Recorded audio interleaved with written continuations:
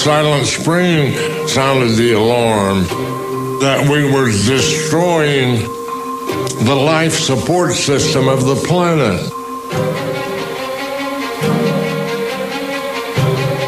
The book was a sensation. It was printed in over 30 languages.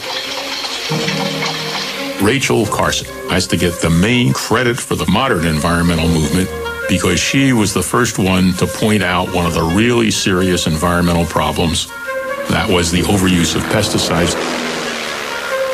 It was the right moment, the right book, and the right personality. Although the pesticide industry tried to demonize her, Rachel Carson didn't demonize easily. Unless we do bring these chemicals under better control, we are certainly headed for disaster.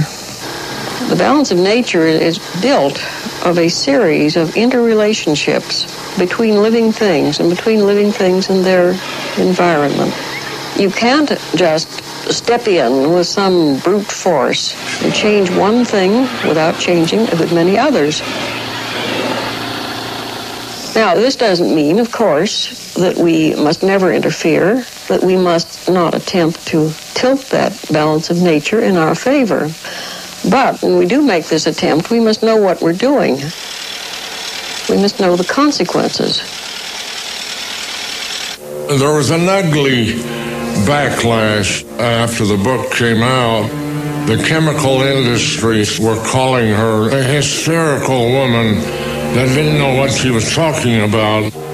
The major claims in Miss Rachel Carson's book, Silent Spring, are gross distortions of the actual facts, completely unsupported by scientific experimental evidence and general practical experience in the field.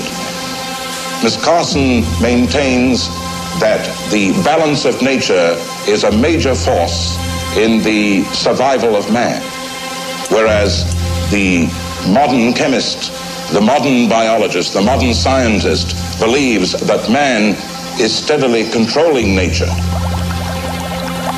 Something that we all thought of prior to her as better living through chemistry, in a sense. You're pouring this stuff on your crops and you're producing more crops, and it really was not something that you thought, my goodness, people are intentionally poisoning the environment, and that those poisons might not be as selective as they're telling us.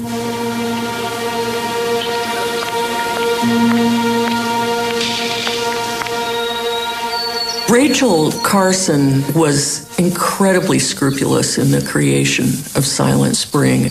She understood that we are organisms as much as the birds whose songs were being silenced. She wrote not only a tremendously informative book, but an incredibly moving book. And she did it while she was suffering from cancer.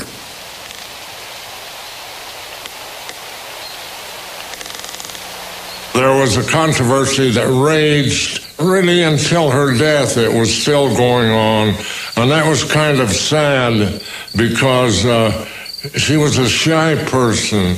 She was not a crusader. She was a scientist. There appears to be growing concern among scientists as to the possibility of dangerous long-range side effects from the widespread use of DDT and other pesticides.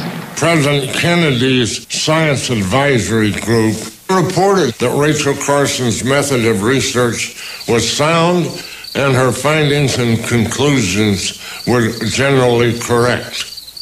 President Kennedy backed Rachel Carson. I think particularly, of course, since Miss Carson's book, but... and that put the chemical industry on the defensive.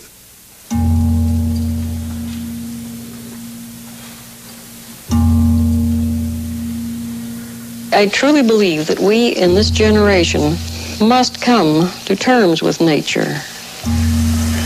And I think we're challenged, as mankind has never been challenged before, to prove our maturity and our mastery, not of nature, but of ourselves.